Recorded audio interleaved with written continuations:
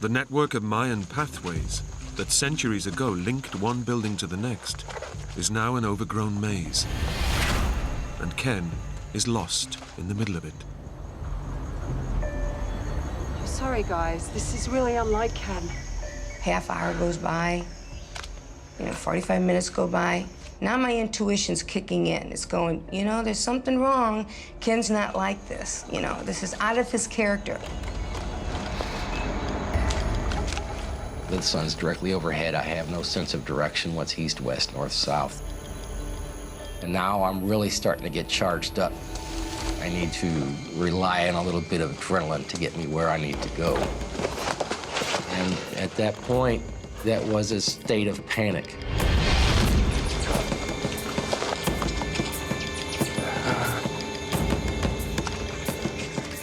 Then all of a sudden, an hour goes by, an hour and a half, and I said, that's it. There's something wrong here. Kathy! He's been missing for over 6 hours, and his friend Kathy is increasingly concerned. I asked some of the tour guys there, I said, can you help us? The guy is lost in there, and he didn't come out with us, and I'm really concerned he can't find his way out. Panic drives Ken forward, but he has no idea where he's going. He doesn't know it, but he's right. Kathy's raised the alarm back at their hotel. But at night, there's nothing anyone can do. I was crying. I was really upset. I just sat on the edge of the bed, fully dressed, just praying and praying, please, God, help him find his way out. Please help him find his way out.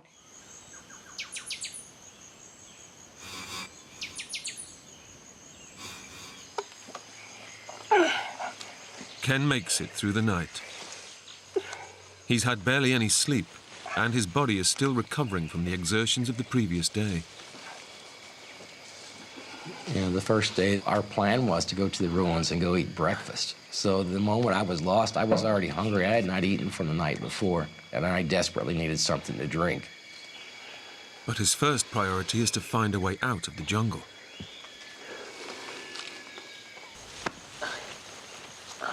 But Ken is already working on his own solution.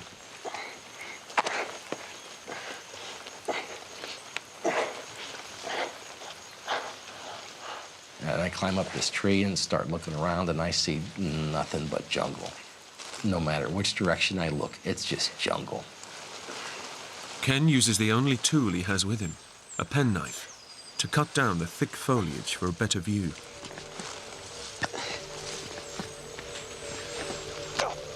Damn it!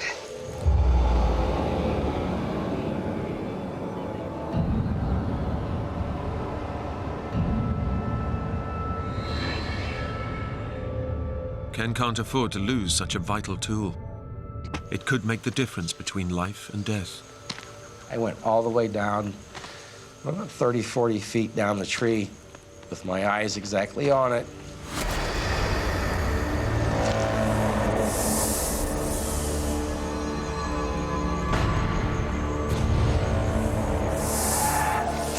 His route is blocked by a deadly python, and his only weapon is out of reach. And I'm thinking, well, this is not something that I want to have wrap itself around me.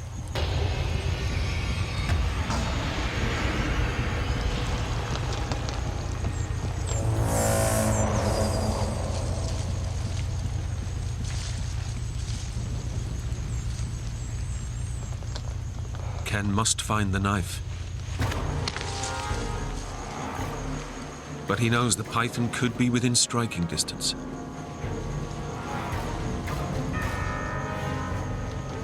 And I could not find the knife. I looked around in the leaves, couldn't find it. And something else is lurking in the jungle. I can hear this noise. It was really heavy. I could hear sticks breaking. Kept getting louder and louder.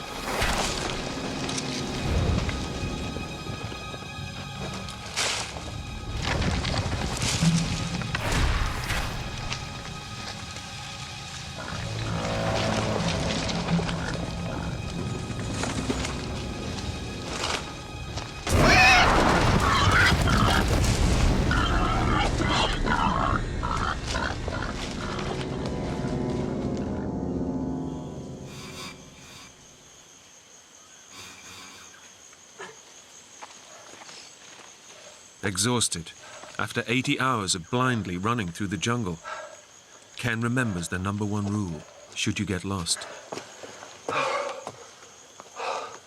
You know, they always say the best thing to do is stay put. Just stay put, somebody will find you.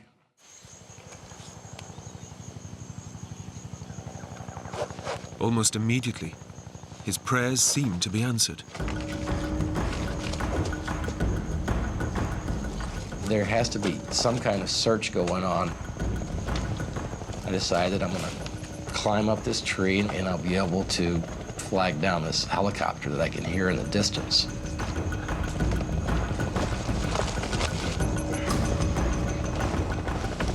I'm gonna wave them down with this flag. They'll for sure be able to see me.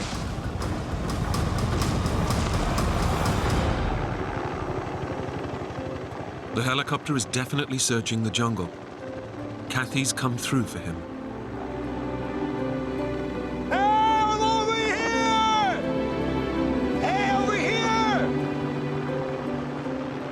And I see that they're gonna start searching this area, and here I am. I'm gonna be out of here. It's over now. Look down now! Here! Guys, look! And I'm thinking, oh, this is great. They brought in some kind of American search team. I'll be out of here. Lickety-split. Look down! Come on! Look down! I'm here! Come on! Come on, please! I can see this lady inside the helicopter with white tennis shoes with laces. She's wearing gold-rimmed glasses, has blonde hair. Hey, come on! I can see every detail. If I would have had a rock in my hand, I could have hit the lady inside the helicopter. I was that close. I'm below you! It was like a for sure moment I was going to be found. That's it! Yeah, that's right! Come on! Look down! I'm here! Come on! Come on, please! But it's not Kathy. The lady is talking to somebody on the other side, and it just keeps going. Come back! Come back! I'm here! God damn it! Guys! Come back! Oh! Oh! Come on! The rescue team haven't seen him.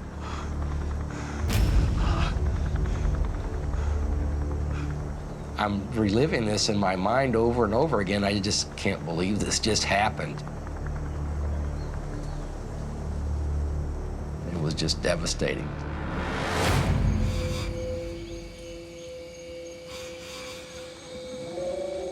Ken has decided to stop trying to walk out of the jungle, sit tight and wait for another chopper. But staying still makes him easy prey. So I would be just covered with mosquitoes in the night. I would cover myself up with 60, 70 leaves like a blanket to try to keep these mosquitoes away. And that would work great for about 5, 7 minutes till the mosquitoes would find their way through these leaves.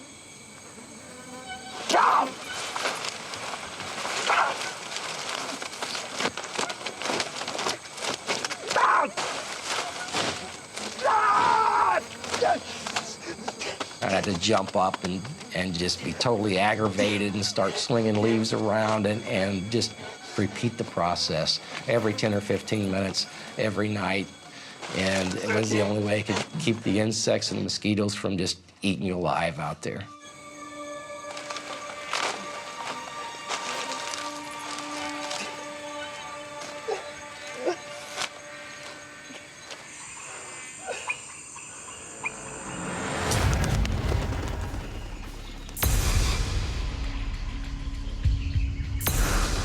Over the following days, Ken stays in the clearing, desperately searching for food and water.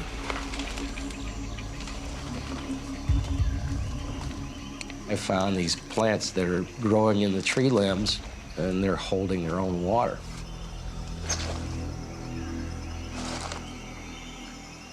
I looked inside, there's a small snail, there's a little frog in there. It's like, okay, this water is really bad. I scavenged the whole side of the clearing looking for these plants because there's just not enough water, and I'm really parched.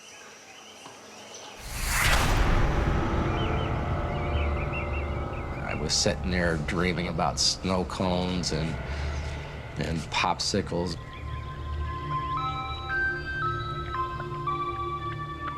If someone were to walk out here and try to sell me a snow cone, how much would I pay for it right now? I think I got up to about $800.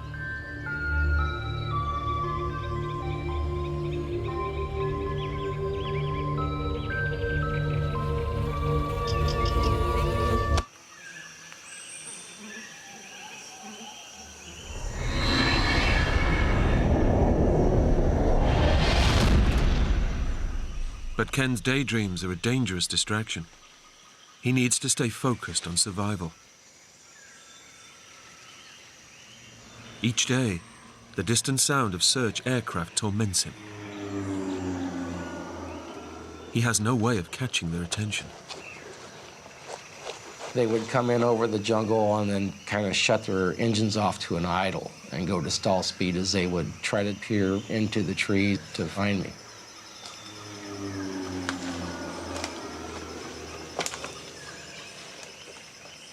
Ken knows they can't see him through the dense jungle canopy.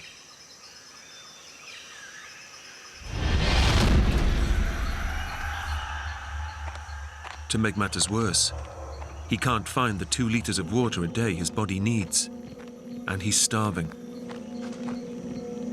He hasn't eaten more than a mouthful of fruit in 8 days. I mean, my body's turned on itself now, and it's feeding on my fat and my muscle, and I'm really starting to lose weight. The jungle is winning. Ken is losing his grip. I'm in a situation where I'm not talking to another human being, which, if you really stop to think about it, is not normal.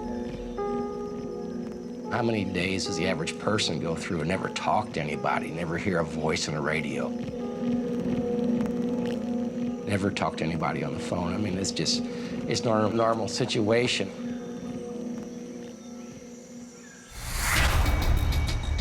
Ken fears he'll lose his mind, and with no sign of any more helicopters, he decides he has to get moving and save himself. I've wasted 4 days sitting here now. I'm just gonna have to get up and walk. He's heading straight through the jungle maze, hoping to hit a path or road.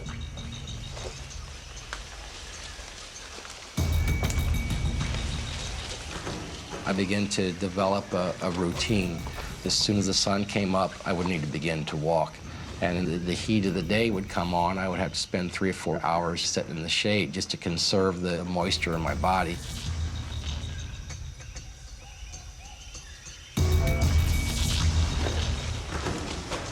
I wouldn't let negative thoughts influence my situation. If I thought, oh my God, that's disastrous, I'm gonna die here now. If I let that thought come into my mind, you know, maybe I wouldn't survive.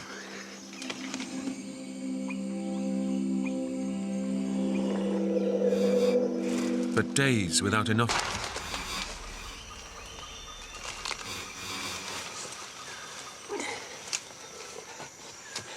In the last 13 days, all he's had to keep him alive are a few rancid fruits and dribbles of water sucked from plants. I was thinking all the time that this could go on forever, that I'm never gonna get out of here. I know I can't last forever. Eventually I would die, but I can't let myself dwell on that. Dehydration is tearing Ken apart. I know I need to eat, but the first call is for water. My body's saying it needs water.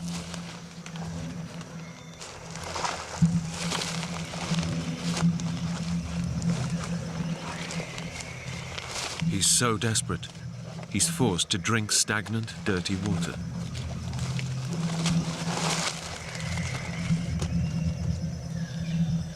And as I'm dipping my camera bag to use as a filter to try to filter out some whatever contaminants could be in this water, I see a small lizard.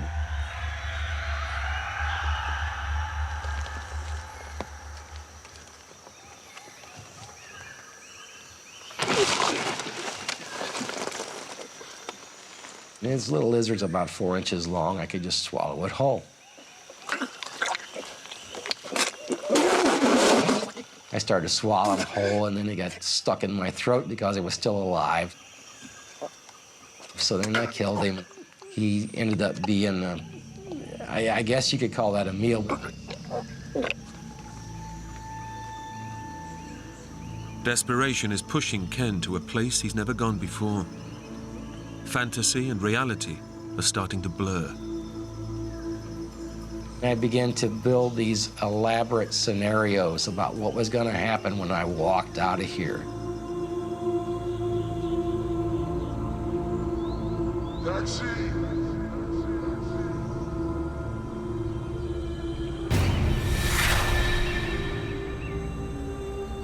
I had this credit card, and I was going to get a taxi.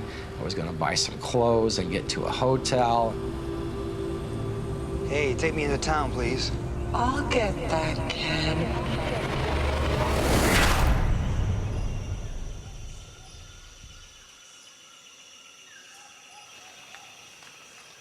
And it isn't just Ken's mind that is unraveling. His body is falling apart too. It was mostly my legs that were cut up from going through the brush. Those sores on my ankles weren't healing. I was beginning to be very concerned about if they were going to get infected or not.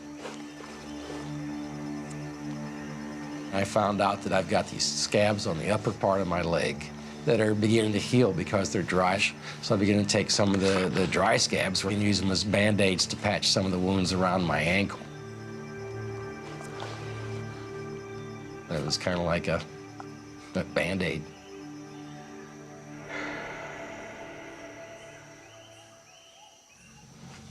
Ken's situation is desperate. Lost, alone and weak. He's being pushed to the edge of sanity.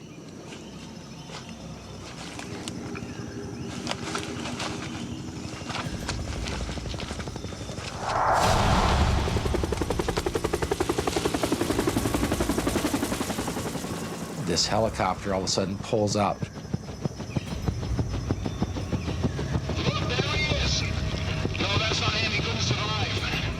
There's some kind of loudspeaker in there, and I can hear what they're saying. Mr. Wilson, you're a truly amazing man. But we regret that we must inform your mother. She may not see you again. This is not right at all. There is something wrong here. And I start to hear the national anthem from the United States.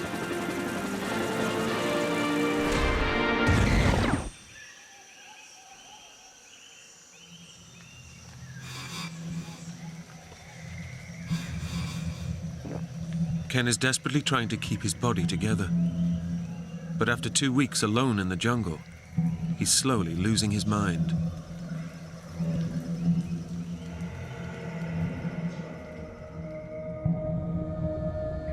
I'm calling room service, I'm filling up the bathtub, and from there on, I don't care what happens, but that's gonna be my fantasy. Just leave it on the table.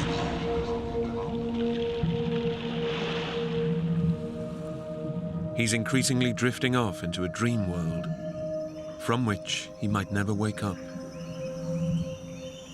It was just so many weird things that, and I'm beginning to wonder if it's something within my own mind that is keeping me here.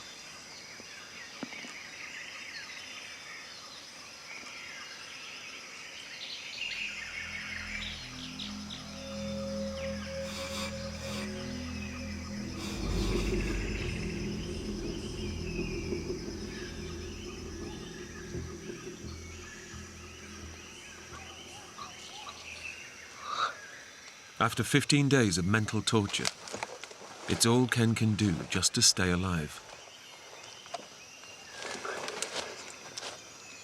My body needed water so bad, It could never think anything but quenching my thirst.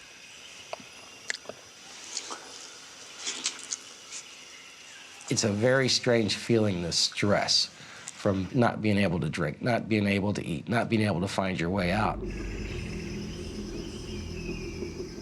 Ken no longer worries about being rescued. Instead, he spends his time catching flies that bite him and feeding them to ants. And from the stress, there was some sort of relief by watching ants eat these flies. It was a revenge. But, like the flies, Ken is now part of the jungle's food chain, and his own dying body will soon be its next meal. The vultures, I began to see 2 or 3, then there was 4 or 5. The next day there might have been 5 or 6. I began to use the vultures as a way to try to signal somebody. And I would kind of lay down and twitch a little bit to act like I was something that was dying, to try to get the vulture's attention, to get them attracted to, and that was a way to signal somebody by air, because I had no other means to do so. But it just didn't work out like that. It was another disappointment. I realized I was going to die there. Entire days pass by. Instead of trying to find a way out of the jungle, Ken's becoming part of it. Now my clothes are nothing but shreds. I haven't shaved in 2 or 3 weeks. You know, I'm matted with dirt. I have no shoelaces. Ken is still only alive thanks to occasional mouthfuls of stagnant water. He's physically and mentally broken.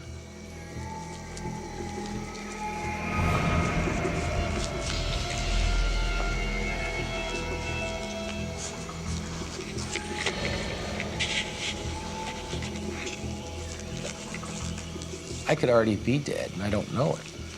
What if I died 3 days ago and my spirit is here wandering around, and this is my destiny of eternity, is to wander around in this jungle? You begin to think, I'll never get out of here. After 18 days missing, even Ken's friend Kathy is starting to doubt he can still be alive. I'm really to the point, like, this is getting hopeless. I mean, it hurts so bad to think that this guy could possibly die.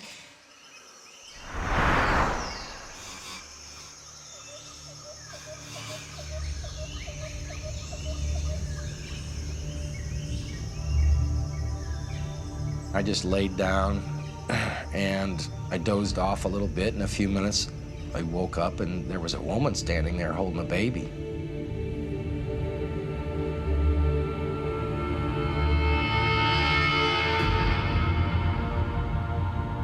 Some people say that whenever people are lost, sometimes they'll see the Virgin Mary. It gave me such an adrenaline rush when that happened. It gave me more confidence. I'm going to walk out of here. I'm going to walk out of here. I kept visualizing that in my mind over and over and over again.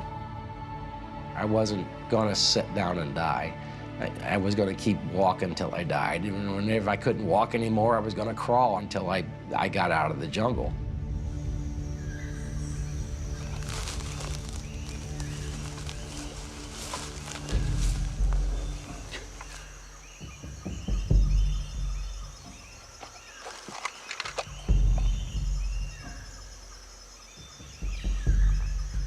This is like one of the first things I've seen of civilization since I've been lost.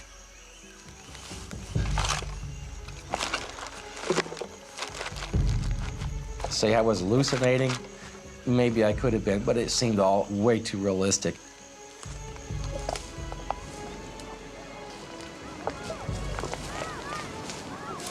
Once I had came out there, I knew exactly where I was because I'd been there before.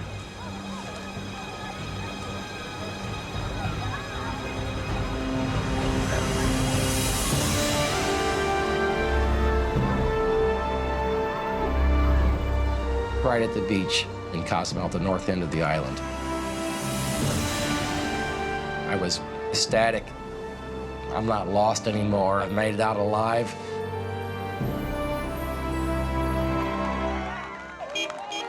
After 20 days fighting crippling hunger, dehydration, sleep deprivation, and jungle predators, Ken is finally safe.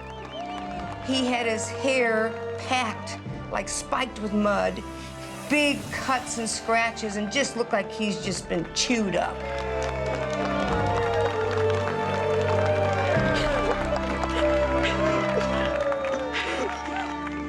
I felt really bad because she started bawling, and then that made me start bawling. The tears were just rolling. We just couldn't let go for 10 minutes. I mean, we were just so thankful he was alive. It really brought us really close. Ken's recovery took 6 long months. To help cope with the ordeal, he returned to his greatest love, scuba diving. The experience changed the way that I think. The fact is, within 10 seconds, any of us could be gone. So I decided I should be more kind to other people. I should be more generous with what I have. I'm just happy.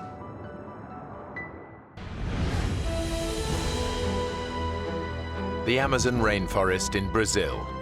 It's one of the last great wilderness areas, home to the largest variety of insects, birds, and mammals in the world.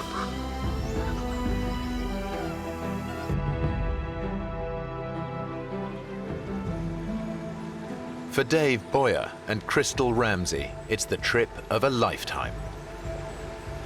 Can you believe it? We're actually here in the Amazon. Hey, you know when I make a promise, I keep it. It's the realization of a dream they shared 2 years ago when they were a couple. Crystal and I dated for about 3 years, and really were the closest you could possibly be. One day we were talking about our passions, and I asked her the question, if you could go any one place in the world, where would that be? And the Amazon was #1 for both of us. Dave and Crystal aren't together anymore, but they are still close friends. There was no one I would have rather gone with than him. Dave knows that Crystal has had a long-standing struggle with depression. In school, where I met Dave, I had a very bad time with depression. Dave thinks this trip will be good for her, but he's also nursing a secret hope that it might just reignite their romance. She was the love of my life.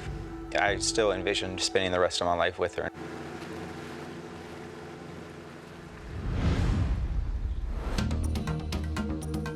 They've traveled almost 200 miles south from the Brazilian city of Manaus to one of the Amazon's remotest backwaters. They plan to spend 2 months exploring the region. Their base, a small lodge in the heart of the rainforest. Around it is a network of clearly marked forest trails.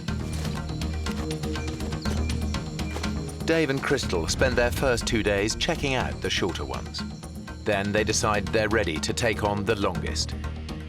It's known as the White Trail, and it stretches 3 miles deep into virgin rainforest.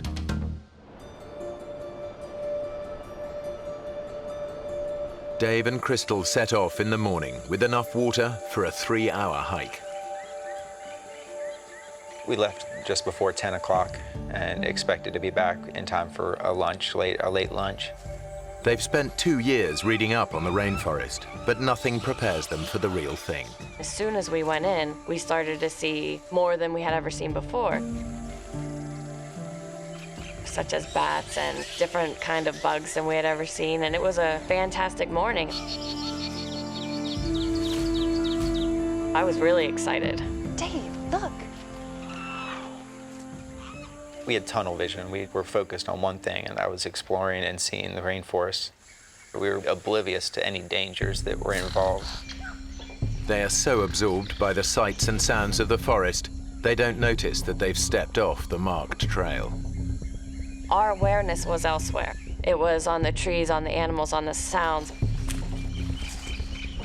They are now following paths made by animals. For the first time, they realize they're no longer on the trail. That's when That's when I didn't know what to do. I was really worried. Let's see the map. I think I forgot the map at the lodge. I had left the map sitting on the dresser in our cabin. Dave. Look, I can remember it. I can. The map Dave left behind was a hand-drawn sketch of the area. He clearly remembers it showing the lodge at the bottom, which would normally indicate that it lies to their south. But the map isn't laid out in the usual way. To get back to the lodge, they actually need to head north. If we head south, that should take us back. You're sure? I'm sure. I'm sure. Okay. Come on, let's go.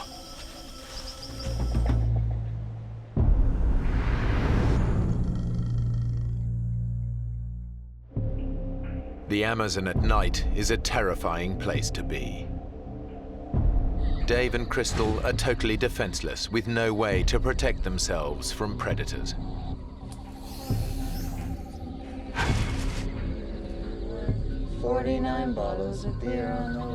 We weren't going to try to sleep at all. We were going to stay up, and that way if something stumbled upon us, we would be ready. 49 bottles of beer. Take one.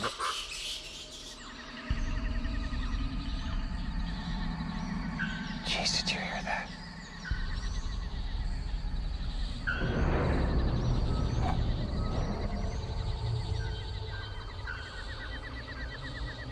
Chris, there's something out there.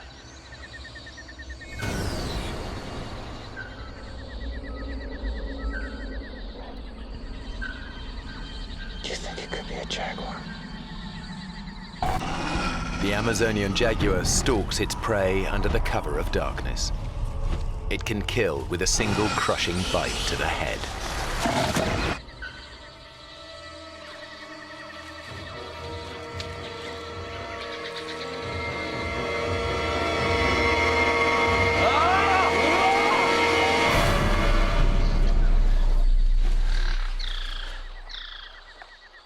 Whatever it was, Dave has scared it off for now.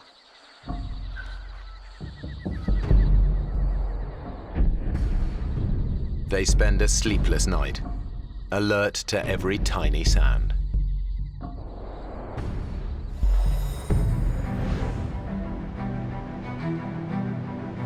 Dave and Crystal have survived the night unscathed, almost. I'm covered in mosquito bites. Be grateful that's all that bit you. Very funny. So, what's the plan? Well, Dave needs to get them back to the lodge fast. Crystal's on medication for her depression, and he knows she doesn't have her drugs with her. She had never missed a day on that medication. this trail heads south, so it should take us right back to the lodge. Okay. So we'll be back for breakfast. Yeah. Let's get moving. I truly believed that we were close and we were heading in the right direction. We just had run out of time the night before. It was going to be a breeze. But with every step, they continue to move further away from the safety of the lodge.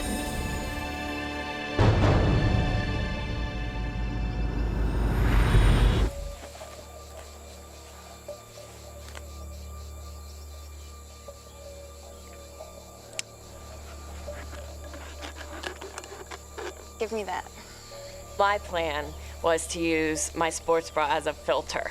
Okay. Now I want you to pour that through the top here. Crystal's bra could actually filter out a number of nasty parasites. But it won't get rid of smaller microorganisms that could make them dangerously ill. Okay. Bottoms up.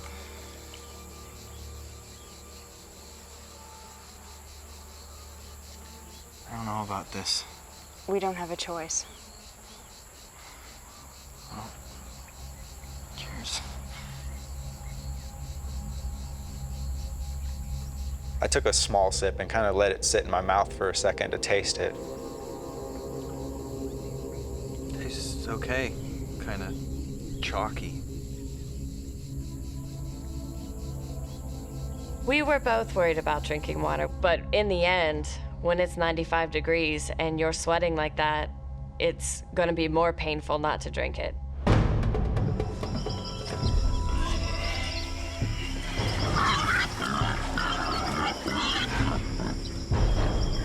What is it? I don't know.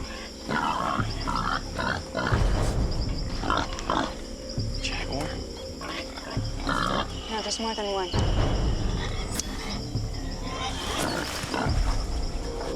They've stumbled on a pack of wild Amazonian pigs. Dave knows how ferocious they can be. The locals have said that they're really the most dangerous thing to encounter in the forest other than a snake. They're aggressive. If wild boars got a hold of you, it'd probably knock you to the ground quickly, and then you would have several animals on top of you biting and really just eating and going to work. The way to avoid any confrontation is to let them know that you are different, that you are not something that's in their normal habitat.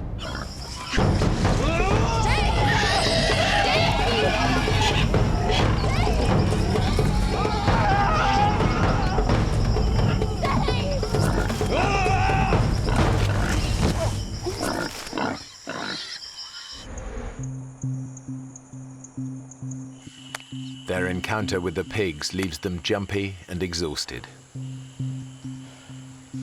Crystal's feet are badly blistered, and she's been without her antidepressants for 3 days now.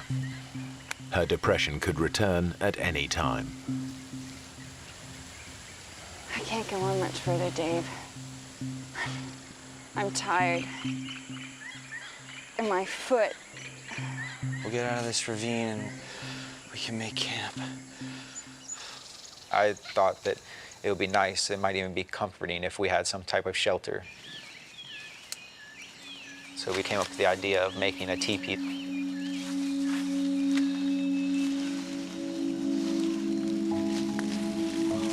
Excellent. Yeah. It was drawing us closer together. She told me that if I was as I was while we were lost, if we had always had that relationship in that past year, that we would still be together, that she saw all the things that she had fallen in love with in the first place. It looks good. We were trying to get our minds off of what we were going through, and we got even closer. My feelings had not changed since the day I met her. I was still in love with her. I still wanted her to be in my life and with me forever.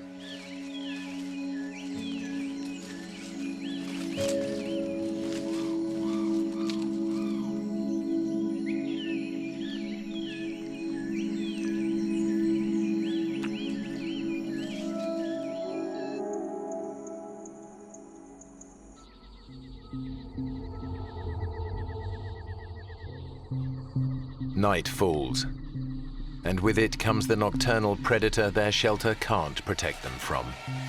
Mosquitoes. Thousands of them. The worst of it was the sounds.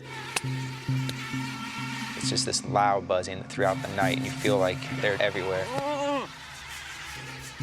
They would give me mosquito bites on my eyelids if I had my eyes closed, or on my forehead that were just driving me insane. Sleep was increasingly becoming more and more of an issue, and I knew that eventually I'm going to have sleep. I can't go multiple days without sleep. It's going to drive me insane. In a bid to escape the mosquito onslaught, they come up with a bizarre plan.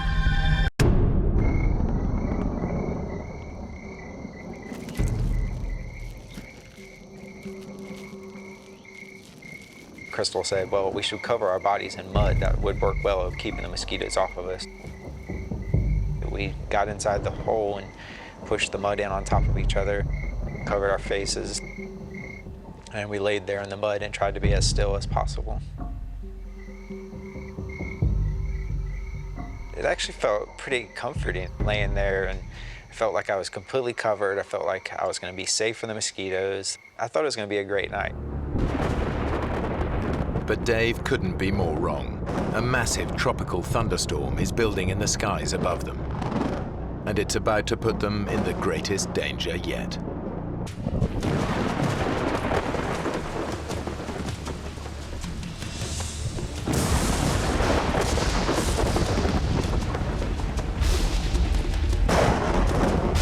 Within a few minutes, we were forced out of our hole. We would have drowned there. They've never experienced anything like it.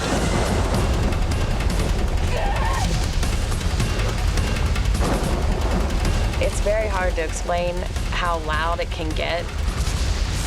You can't even talk to someone who's right next to you by screaming. That's the only way I can describe how loud it was. They are soaked within seconds. It was the coldest I had ever been. Couldn't stop. My body was just going into convulsions and shaking. My teeth were chattering. Any hope of sleep is gone. Then, just when they think things couldn't get any worse,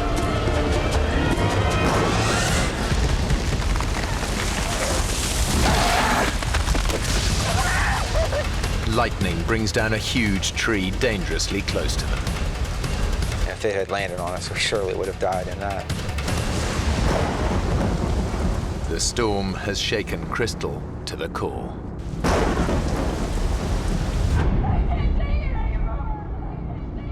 There's never been a worse night in my life than that night.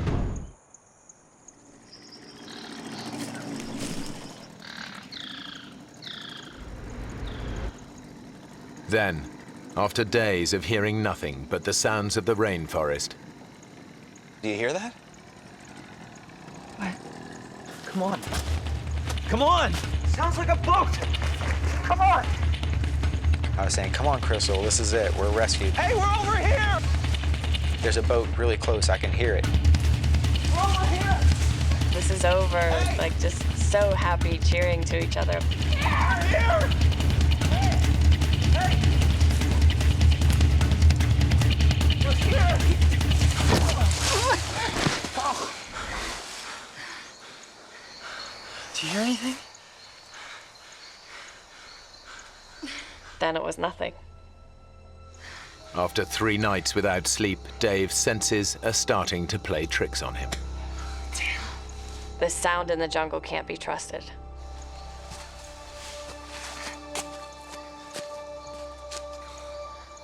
We thought that we were rescued. To have that taken away from us and our hopes just ripped from our hearts, it just killed us.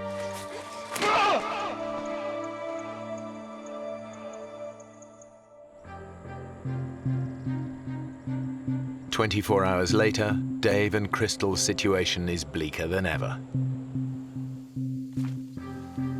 They are still hopelessly lost.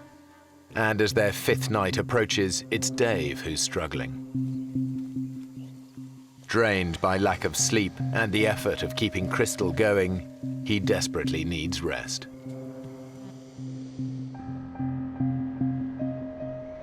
Dave was exhausted. I was very worried about him, but there was nothing I could do to make him sleep. Damn it. There was no way I could help him.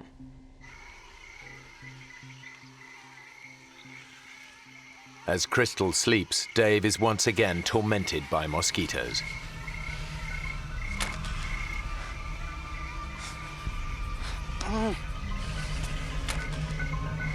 I could not get a grip. I could not get control of what I really needed, and that was to get to sleep. In his totally exhausted state, the insects soon become an obsession. The only way to get me through that night was to find a way to keep moving, keep myself occupied. I would go through this pattern of swatting the mosquitoes on my arm, swatting them on my back and my neck, and I'd start counting these cycles. I became obsessed with time.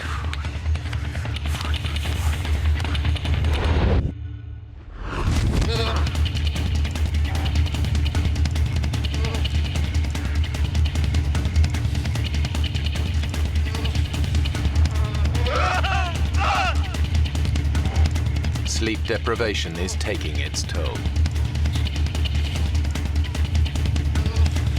Dave is beginning to lose his grip on reality.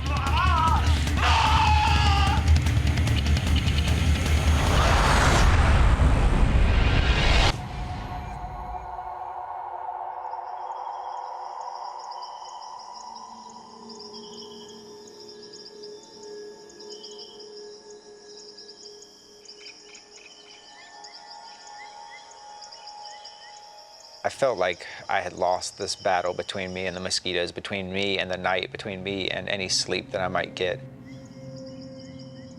For the first time, Dave thinks they might not make it out of the Amazon alive.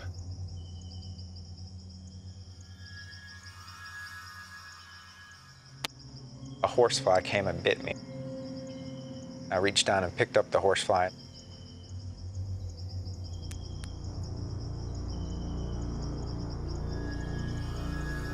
I started to pull off each of its legs. I was just fascinated by it.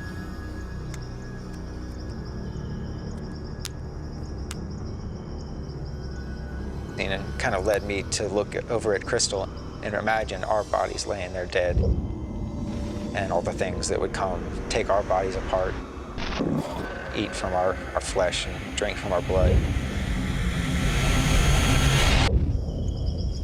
If we were going to die out there, I wanted to have some record of what we went through. So as Crystal was laying there in the sand, I wrote in the sand next to her, 6 Day Lost.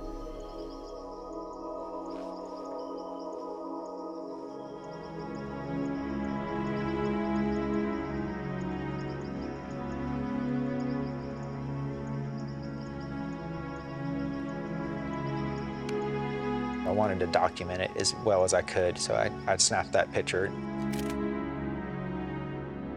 hoping that one day somebody would find our bones and our camera and see that we had been there on the 6th day.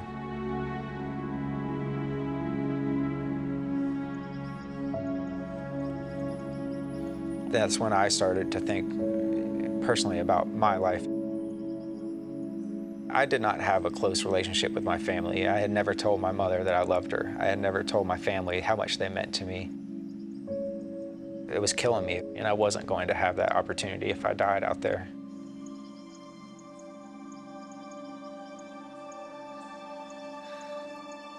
That thought gives Dave the resolve he needs to keep going.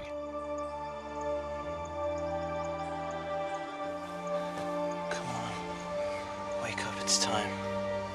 I don't want to leave. I don't want to move.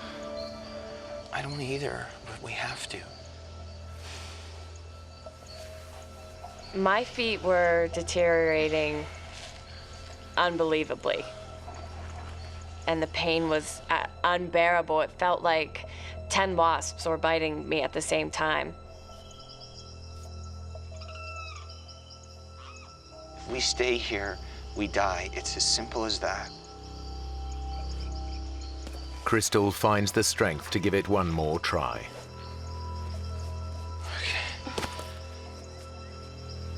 Stand on it.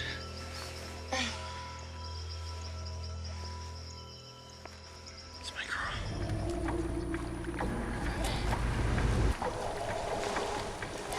As we were going through the flooded forest, we kept telling each other, don't talk about any hopes. Just go, and go as fast as you can.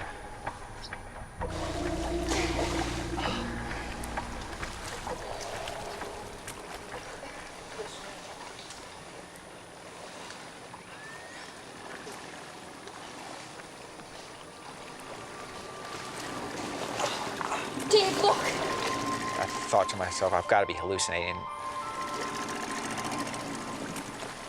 I said, David, am I really seeing that? You know, is that really real? And he said it was. Hey! Hey! Hey! Hey! He didn't wave back at us. It seemed like he was miles away. We immediately just started screaming, help, help, help, help me, please.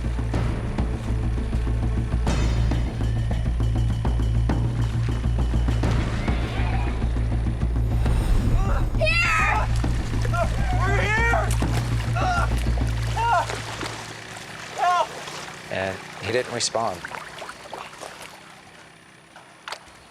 Help!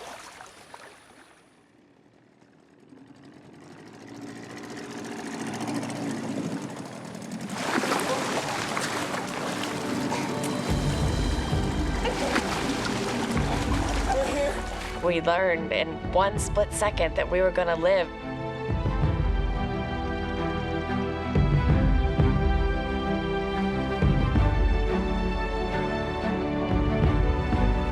I was screaming and crying and just definitely the best moment I've ever had in my life. The sun's setting, the whole sky is bright pink. And Dave and I are just looking at each other, and the tears are just running down both of our faces. And inexplainable joy, and we just looked at each other and looked up at the sky, essentially, and we're just so thankful to be alive. Dave and Crystal are incredibly lucky. Their rescuer chanced on them in a waterway that local boats hardly ever use. They find out later that search parties spent 4 days looking for them. But they never even came close to the remote spot where Dave and Crystal ended up.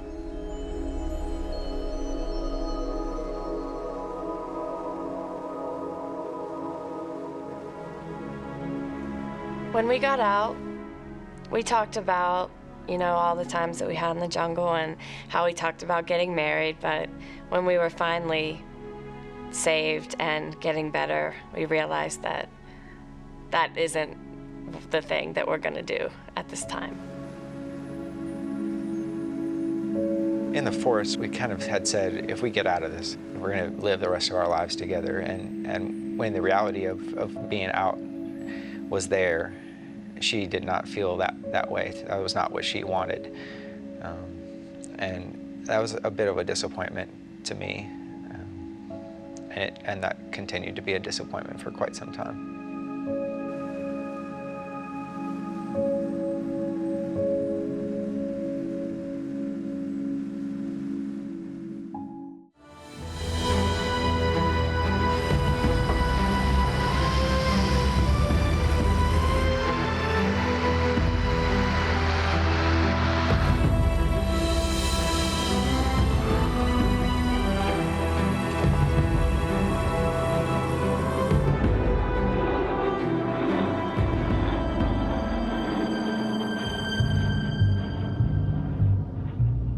Costa Rica is a small country that is both densely forested and very mountainous.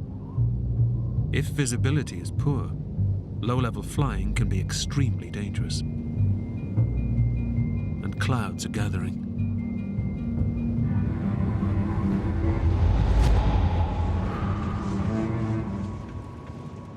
When I look out of the window and I see clouds, that's a little frightening to me.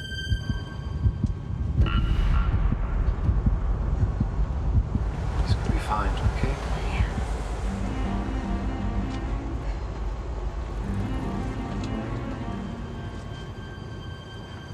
I don't particularly like flying up there because it is a rough ride sometimes. They are small planes. But on this flight, Michael sees something out of the ordinary. I noticed the two pilots conferring with each other, looking a little concerned, and I realized what they were doing was looking at coordinates in these books, trying to pinpoint their position because they weren't sure where they were.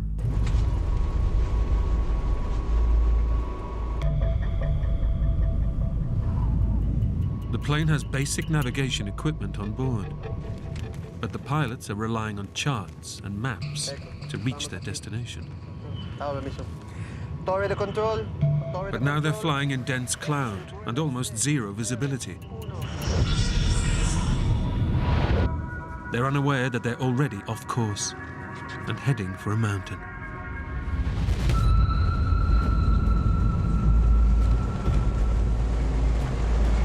These clouds are getting very dark. It's fine. Brandy said, look how thick these clouds are. And so I looked outside of our window, and it got darker and darker.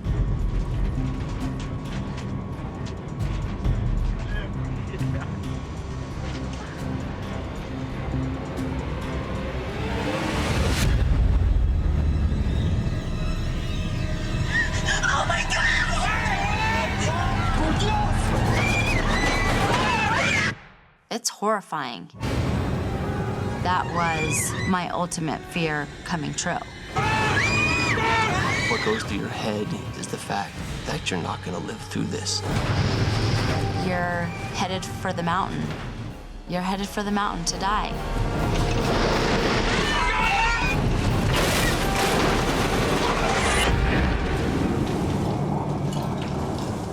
I remember thinking, we're not flying anymore.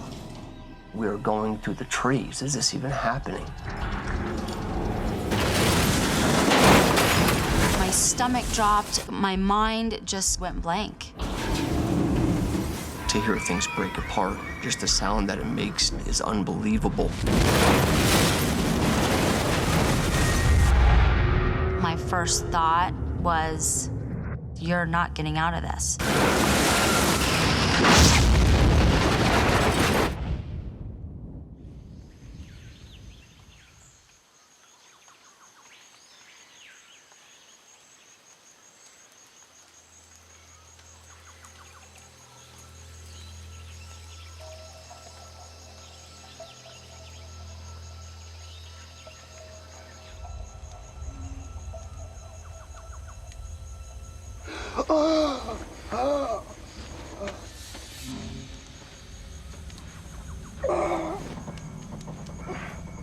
I wake up and it's freezing cold, and my entire body was soaked in jet fuel.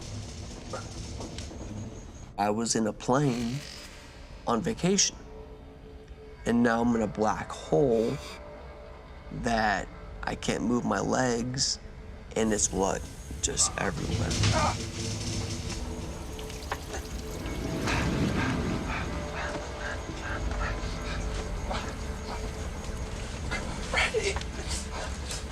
Brandy was head to toe blood. And I remember thinking, oh my God. Brandy! Brandy! Brandy! Wake up! Can you hear me? Brandy! Wake up, Brandy! Brandy, can you hear me? Can you hear me? My first memory was Brandon talking to me. Brandy, listen to me. You gotta get out of here. We're covered in jet fuel. Oh my God. Get your belt, your seatbelt. Let's go. I remember feeling completely panicked and completely in disarray. Hurry, go! Get away from the plane!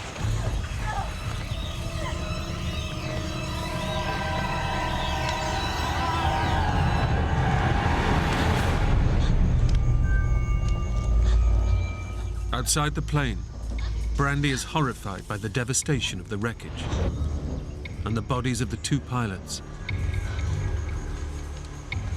Trees were knocked down. There was a mess of plane parts, wires. There's smoke everywhere. There's people wandering around. There's people that are dead. How could this have happened? How could the pilots have let this happen? German Silke Freebold and Costa Rican Alvaro Zuniga have also survived the crash. But the danger is far from over. Leaking fuel is soaking the wreckage, and Brandon is trapped inside.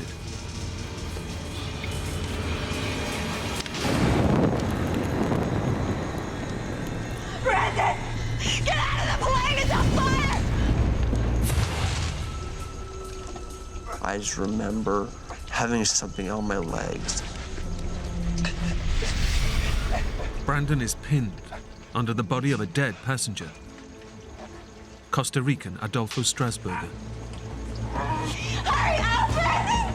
Go! Get away from the plane! Get away from the plane! Quick!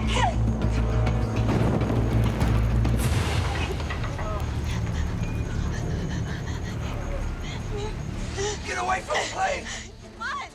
The survivors need to get a safe distance from leaking fuel. But in severe pain from extensive burns, Alvaro is unable to move. Come on, we gotta get away from the plane! Come on!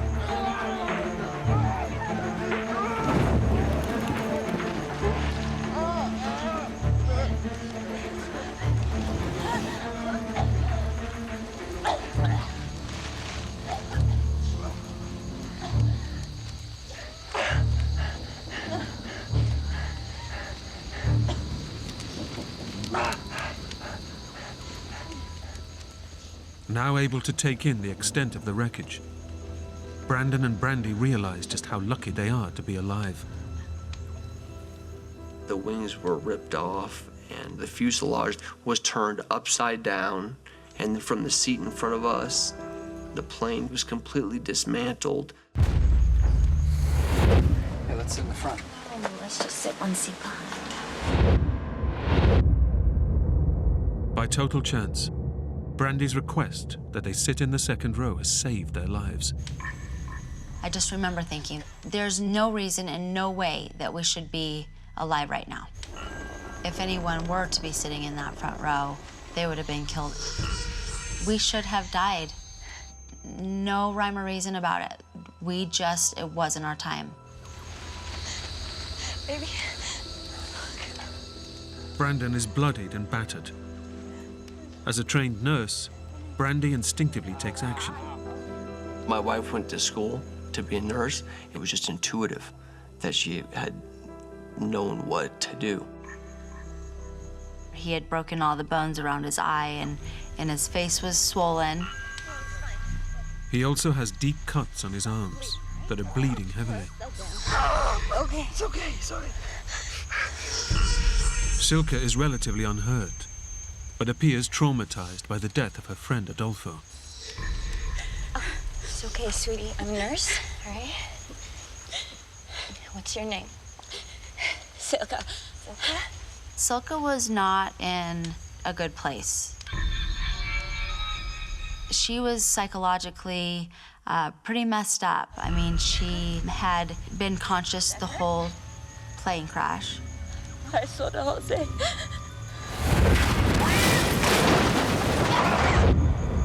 I was really worried about her mentally.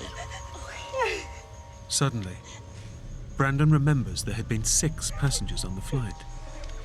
1 is dead in the plane, and 4 have survived. So someone is missing. I'm Michael. Brandon. Where's Michael?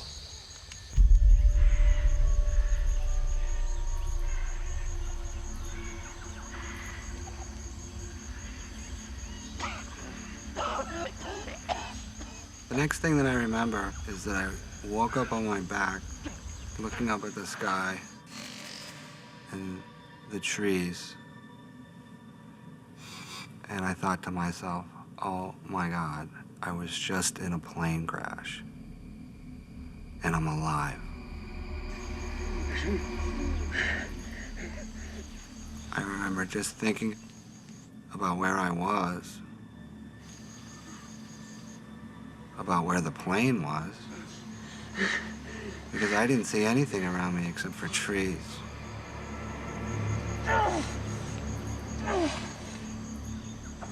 The sheer violence of the crash has thrown Michael Packard's body some 200 feet from the plane.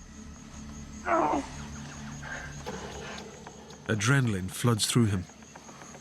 He's unaware of just how seriously he's injured.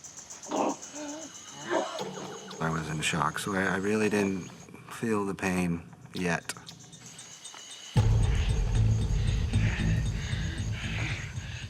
Michael has a severed Achilles tendon and a crushed eye socket. He has 4 cracked ribs and a punctured lung.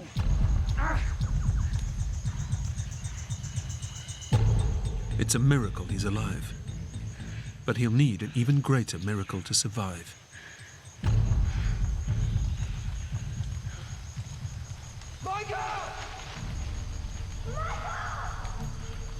All of a sudden, I heard voices. And I started to make my way towards the voices the best that I could.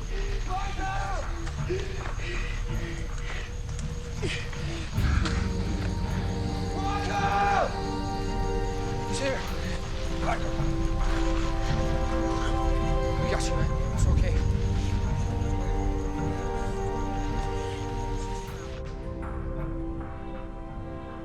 I'm just happy there was somebody else to go through that with.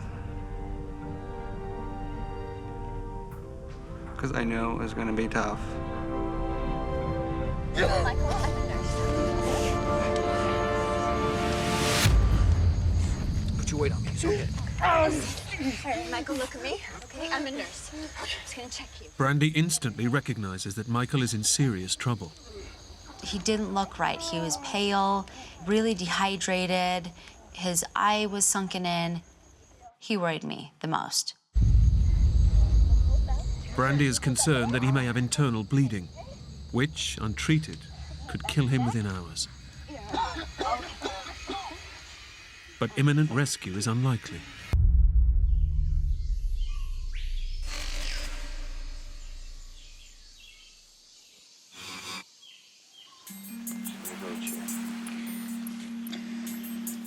In the cold light of dawn, Brandon and Brandy know that time is running out. Michael has made it through the night, but his body is increasingly starved of oxygen. His breathing is shallow, and he looks like he's dying. There you go, buddy. Hang in there, Michael. Okay? I think we would have lost him in another day. It was like, how are we going to get through this day? It was a paralyzing feeling of what to do next. They've been missing for 18 hours.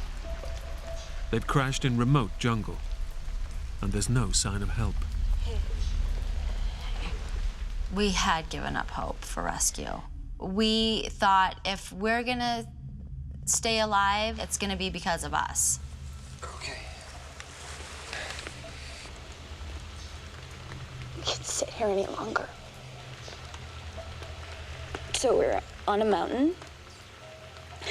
There's a valley below. Why don't we go down there, see if we can find a river to follow? By leaving, they risk getting lost, with no guarantee of finding their way back. But they must take action. If they do nothing, Brandon knows Michael will not survive the day. To be forced to come up with the answers that are going to make you survive or not is something that I wouldn't probably wish on anyone.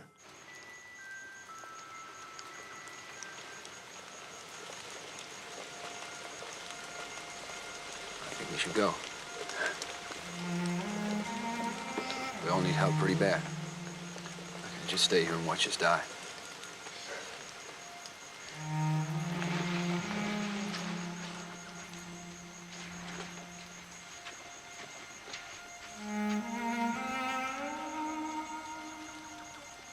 We had no other choice. We had to do something. You have to take that risk, or else you're all gonna be dead. Michael, we're gonna go out, okay? See what we can find. Michael fears that if they're left behind, he and Alvaro will die. He kept saying, "Don't leave us. Please don't leave us." I didn't want to be left alone because I thought if they got lost, they wouldn't be able to find their way back.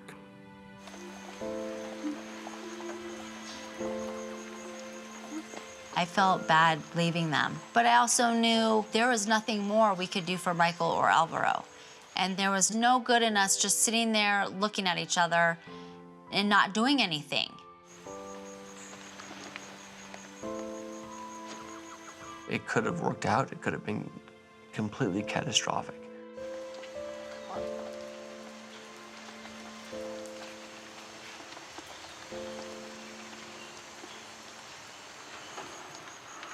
I remember when they left, I had this lonely, empty feeling. The others have set off in search of rescue, leaving Michael and Alvaro helpless and alone. I was incapable of taking care of myself, and Alvaro was also incapable of taking care of himself. I was definitely on a downward spiral. If I didn't get rescued soon, I could only last so long in this condition. Michael has lost all hope of rescue and resigns himself to death in the jungle.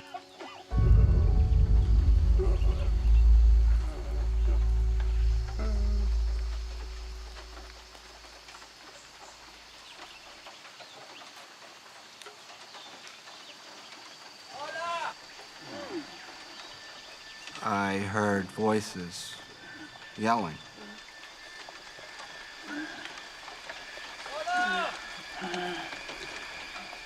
And all of a sudden, this man appears out of the jungle.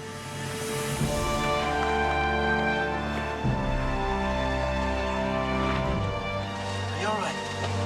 Over here! Over here! You're safe now. An army of Red Cross volunteers has been combing the area for 24 hours and has finally found the crash site. I just started crying, and it was the most emotional period. I couldn't believe it. What was that? For the others, believing they're lost forever, a miraculous stroke of luck saves their lives.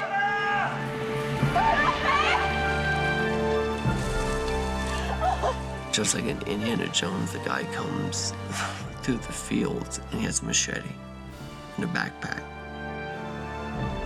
Against all odds, a local farmer and member of the search team literally stumbles upon them.